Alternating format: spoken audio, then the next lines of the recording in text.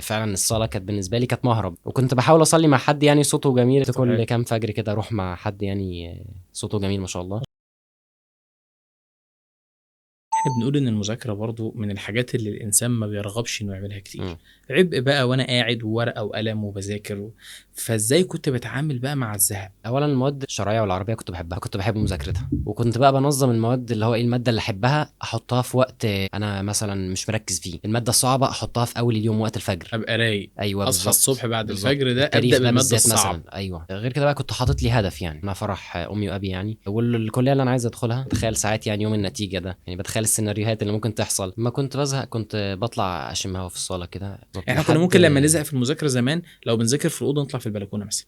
بالظبط انا كنت بطلع نغير بقى في مكان الصاله اقعد في وسط المذاكرة. اخواتي كده. اه. ساعات فعلا كنت باخد الكتاب واقعد بره اللي هو ايه اما اجيب اخري كده. كنت استنى ميعاد الصلاة بالنسبة لي عشان انزل اصلي في ايوه المسجد، فده انا بالنسبة لي انا بريك. الكلام ده للاسف كان في اخر السنه شويه، اه. من اول شهر اتنين تلاته.